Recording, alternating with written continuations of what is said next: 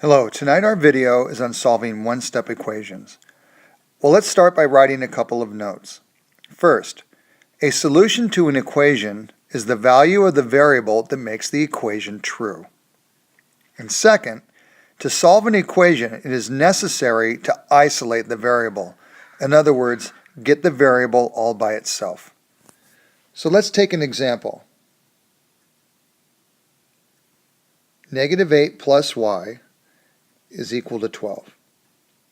So we're looking for the value of y that makes the equation true, and in order to do that, we need to get y all by itself, which means we need to eliminate the negative 8. We need to undo it somehow. Well, remember yesterday that what we did was we did the opposite. So instead of subtracting 8, we would add 8. Because negative 8 plus 8 would make 0, and then this number would just go away. However, remember we talked about an equation is like a scale, it's like a balance.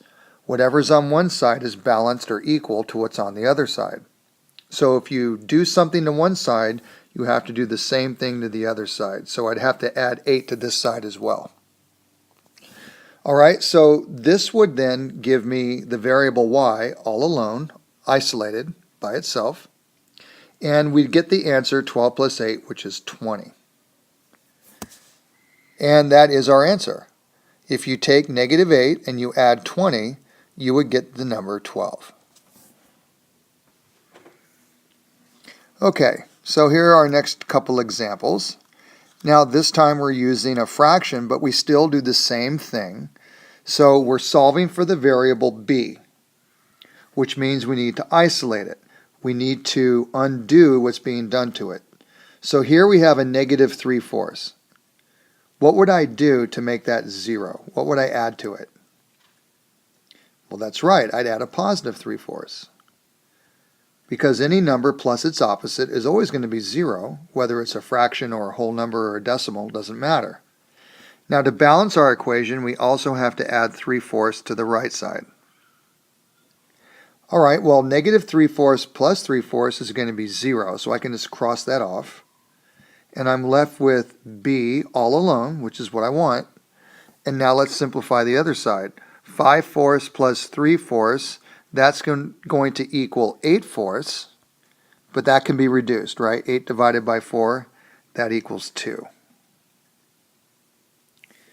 Alright, so that was the answer for that example. Go ahead and do the next example.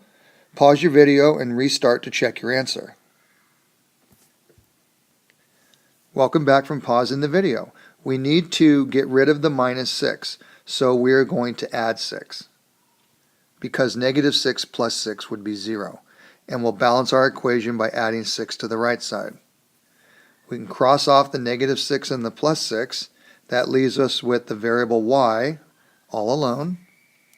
Now on this side we have negative 4 plus 6, so those are opposite signs, so we're going to subtract them.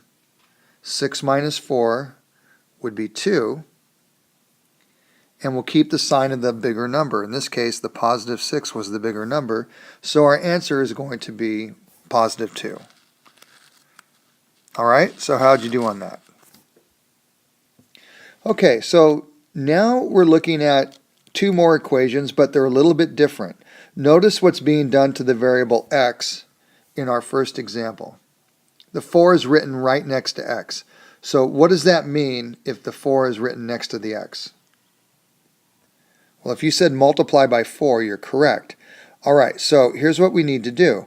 Just like we had to undo addition or subtraction in the previous examples, here we need to undo the multiplication. So if I'm going to undo multiplying by 4, what would be the inverse operation of multiplying by 4? If you said dividing by 4, you'd be correct. So if I divide by 4, look what happens.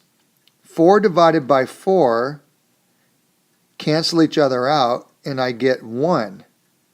And 1 times the letter x is simply x. So by dividing by 4, I'm able to get the variable all by itself. Instead of 4x, I now have 1x. However, what do I still need to do on the other side? Well, that's right. We still need to divide by 4 on the right side to keep our equation balanced. So in this example, x is going to equal 36 divided by 4, which equals 9. Okay, now let's look at the next example. 6 times y is equal to 72. Well, you probably know already in your head what the answer has to be, but let's go ahead and show how we would get the answer. We're going to undo multiplying by 6. So we're going to divide by 6. And we'll balance our equation by dividing the right side by 6. We'll be able to cancel the 6's out. They become 1. And so we end up with just 1y. And then 72 divided by 6 is equal to 12.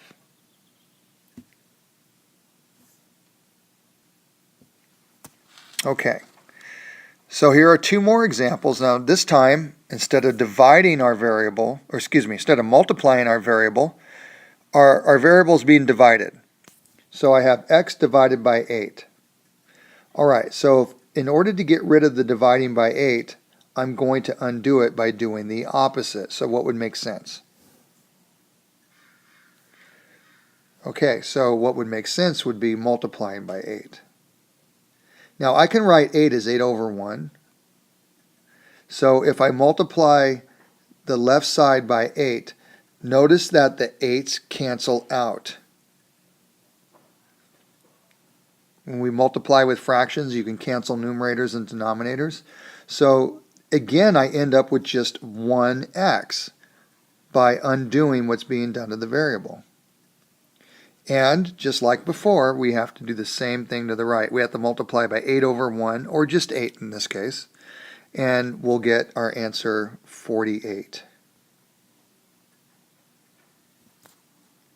All right, so x divided by 8 is equal to 6. That means x has to equal 48. And that makes sense. 48 divided by 8 does equal 6. All right, go ahead and do the next one and see how you did.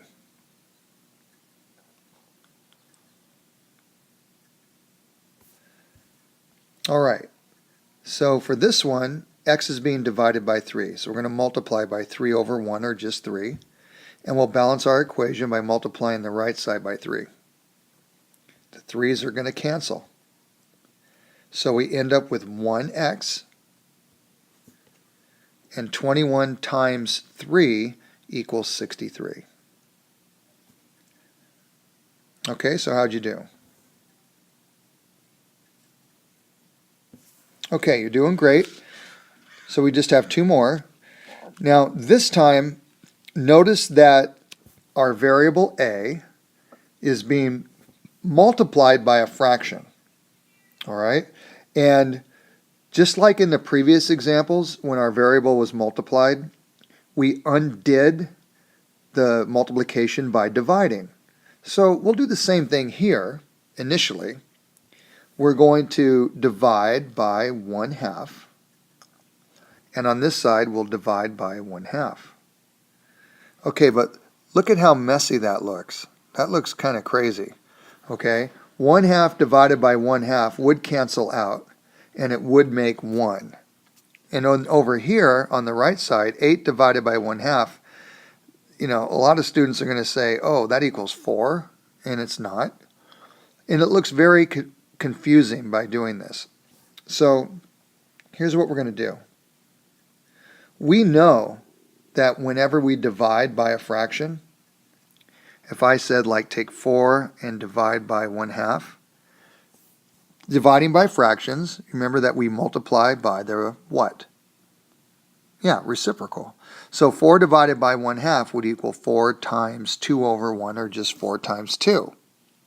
So to solve this one for a, instead of dividing by 1/2, let's just multiply by 2.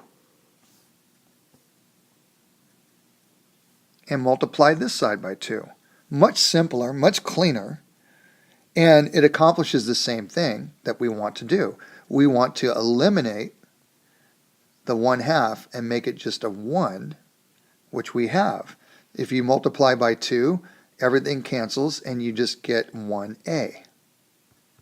And then over here, 8 times 2 equals 16.